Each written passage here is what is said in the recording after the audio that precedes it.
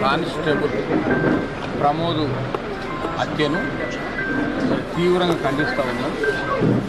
నిత్యం ప్రజాసేవ చేసుకుంటూ ప్రజల మధ్యలో ఉండి సామాన్య పెరుగుతున్నటువంటి ప్రమోదును కిరాతకంగా హత్య చేయడం మాత్రం మనందరం కూడా ఐసీఎస్ కమిషన్ కానీ మరి మేధావులు కానీ తెలంగాణ సమాజం అంతా కూడా తీవ్రంగా ఖండించారు. మరి ఈ రకంగా చేయడం మాత్రం చాలా దుర్మార్గమైన చర్య, చాలా బాధాకరం. ఆ కుటుంబానికి మేము ప్రగాఢమైన సానుభూతి తెలియజేస్తూ ఉన్నాం.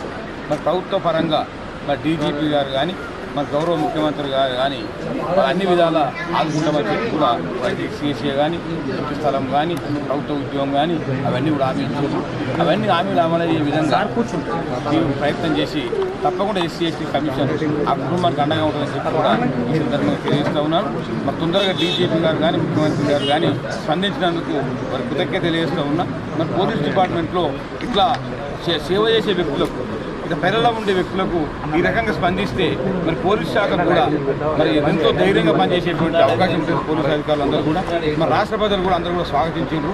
ఇట్లా చర్యలు ఉండాలి, ఉంటే ఆ కుటుంబాన్ని ఆదుకునే విధంగా ఉంటే కూడా అందరికీ కూడా మనోధైర్యం ఉంటుందని చెప్పి కూడా ఈ సందర్భంగా తెలియజేస్తూ ఉన్నాను.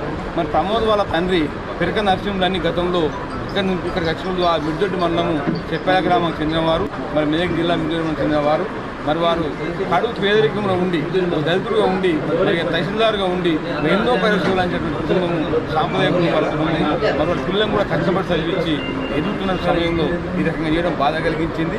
ఏదేమైనా కుటుంబానికి కొడుకులకు కానీ భార్యకు కానీ తల్లికి కానీ మన కమిషన్ అండగా ఉంటుంది, ప్రభుత్వం అండగా ఉంటుంది, పోలీస్ శాఖ కూడా అండగా ఉండి వారికి అన్ని విధాల కుటుంబం ఆదుకునే విధంగా మాకు పెద్దన్న లెక్క మేము అందరం ఉండి ఆ యొక్క ఎస్సీ కమిషన్ కూడా ఆ కుటుంబానికి పెద్దన్న లెక్క ఉండి కూడా సేవ చేస్తామని చెప్పి ఈ సందర్భంగా హామీ ఇస్తాం. జై భీమ్.